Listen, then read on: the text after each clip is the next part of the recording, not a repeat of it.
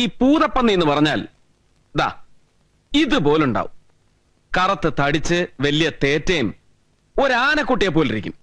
വെടിവെച്ചാ കൊള്ളില്ല, പടക്കെടുത്ത വിഴുങ്ങും. അപ്പൊ പൊട്ടില്ലേ? ഏയ് പൊട്ടില്ല. അതിന്റെ പുറത്ത് ഭൂതമാണെന്ന് പറഞ്ഞ സത്യ? ചേച്ചിയും കണ്ടിട്ടുണ്ടോ? ഞാൻ കണ്ടിട്ടില്ല. കല്ലു പറഞ്ഞു. കല്ലു അത് ടൈസിന്റെ അന്ധവിശ്വാസാവും. ഏയ് കാടല്ലേ, കാട്ടില് ഭൂതങ്ങളൊക്കെ ഉണ്ടാവും. കഥ പറഞ്ഞിരുന്നാ മതിയോ? ഊണ് കഴിക്കണ്ടേ? അവൻ വന്നില്ലല്ലോ. ഏട്ടനെ കാക്കണ്ട, ചെലപ്പോ വൈകും. എന്താ ഇന്ന് കമ്പനി വല്ലതും ഉണ്ടോ? ഗംഗാരേട്ടൻ വിളിച്ചിരുന്നു. ചെലപ്പോ പാലക്കാടിന് പോവെന്നാ പറഞ്ഞേ. ഈ ഗംഗാരേട്ടൻ ആള് വലിയ തിരുമാലിയാട്ടോ. ഇപ്പോ മാസത്തില് 2 തവണയെങ്കിലും ഉണ്ട്. എന്നാ കഴിച്ചാൻ വയറ്റി കിടക്കുവോ? മരിക്കണ വരെ അച്ഛൻ കഴിക്കണ വിവരം ഞാനല്ലാണ്ട് വേറൊരാൾ അറിഞ്ഞിട്ടില്ല. ഇത് നാട്ടുകാരെ മുഴുവൻ അറിയിച്ചാലേ സമാധാനാവൂ. നിലയും വിലയും ഒന്നും നോക്കില്ല.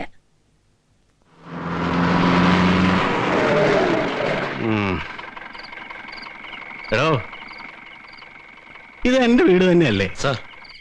ഒരു നിറം മാറ്റം.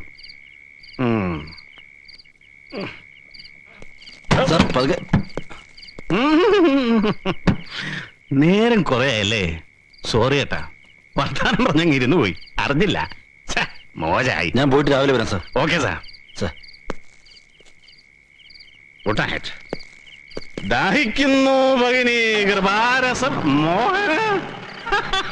മോനെ ഏട്ടനൊരല്പം വിറ്റ. നിനക്കറിയാവല്ലോ 2 വിട്ട ഏട്ടൻ ഹാപ്പിയാണെന്ന്.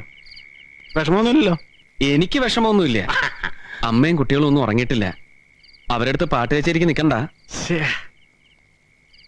മോശമായല്ലേ? ലേശം മോശമായി. ചെന്ന് കിടക്കാം. മോഹനം കുളിർ തന്നേരിതാശ്വതി ഏത് ഓമലേതരുതെല്ലെന്ന് അത് കേട്ടാ മനോഹരി അമ്പരന്നോതിനാ. എന്ത്? ഒന്നുമില്ല. പഠിച്ചിട്ടുണ്ടോ നീ? നിനക്ക് കുമാരനാശാൻ അറിയോ? ആശാൻ ആശയ ഗംഭീരൻ. അറിയാം. എവിടെ?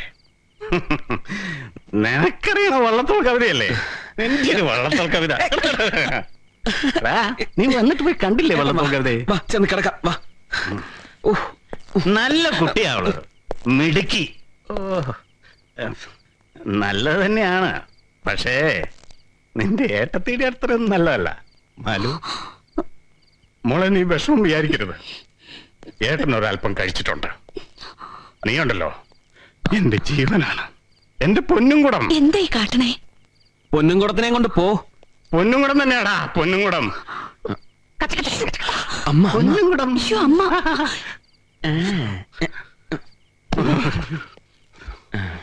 മതി, പോയി കിടക്ക്. ഇല്ലെങ്കിൽ നല്ല അടി വാങ്ങിക്കും എന്റെ കയ്യിൽ നിന്ന്. പിടിച്ചോണ്ട് പോടി. കരഞ്ഞൊന്നും കാണിക്കണ്ട, പോ. മോനെ പോട്ടാടാ.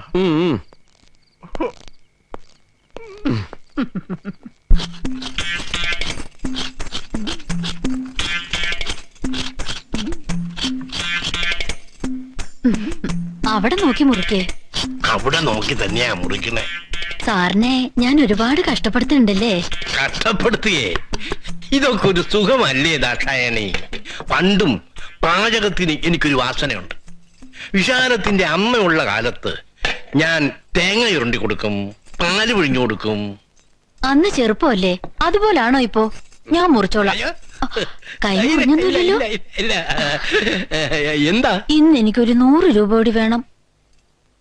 ഈ മാസം 400 ഉറുപ്പിക ഞാൻ തന്നു. ഇല്ലെങ്കി വേണ്ട, ഞാൻ പലചരക്കടയിൽ നാരായണൻ ചേട്ടനോട് വാങ്ങിക്കാം. അവനോടൊന്ന് മിണ്ടുപോലും ചെയ്യരുത്. അവരൊക്കെ മഹാ ചീത്തയാ. വിളിക്കണോ? ആ പാവം കുട്ടി എന്തിനാ ഇങ്ങനെ പൂട്ടിയിടുന്നത്? അല്ലെങ്കിൽ പിന്നെ എങ്ങനാ? സംസാരിക്കാൻ പോലും പറ്റില്ല. ചെല്ലുന്നേ. ചെല്ലു.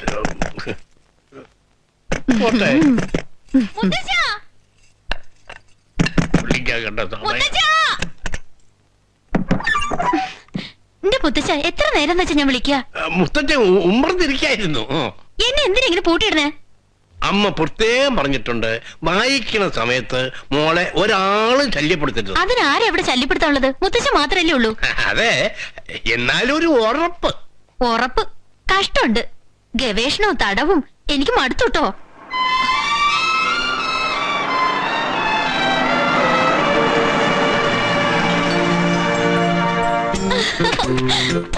അവിടെ നിൽക്കാൻ എടി, അവിടെ നിൽക്കാൻ രേഖ.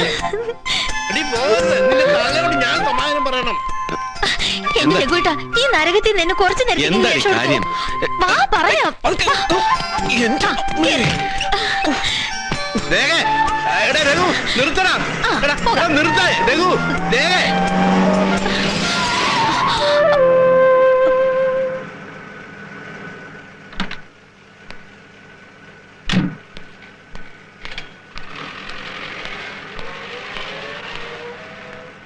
ലേഖ ഇറങ്ങ.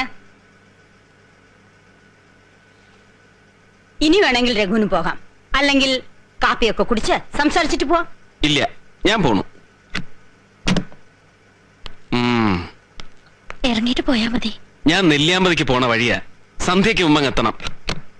എന്നോട് ഇത്തിരിയെങ്കിലും ഇഷ്ടമുണ്ടെങ്കിൽ രഘുവേട്ട ഇറങ്ങാതെ പോവില്ല.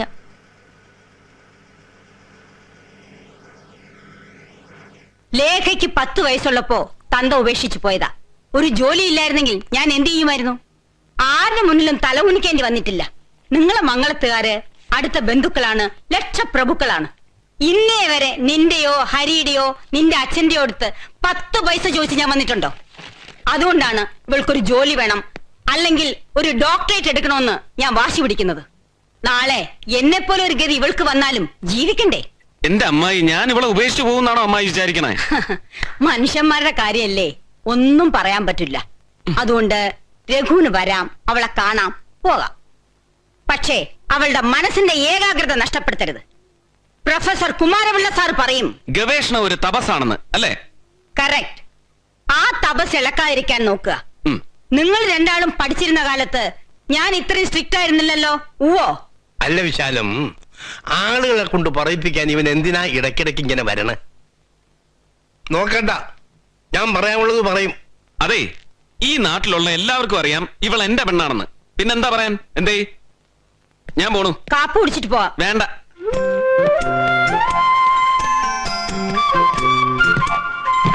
രഘുവേട്ട, ഞാൻ പറയണത് കേൾക്ക്. എനിക്ക് കേൾക്കണ്ട. ഈ ഗവേഷണം എന്ന് പറയണത് കൊടും തപസ്സാണ്. വിശ്വാമിത്രന്റെ മുമ്പിൽ മേനകയെ പോലെ ഞാൻ വന്ന് ഡാൻസ് ചെയ്താല് മനസ്സിളകും. പോയി തപസ്സി. രഘുവേട്ട, ഞാൻ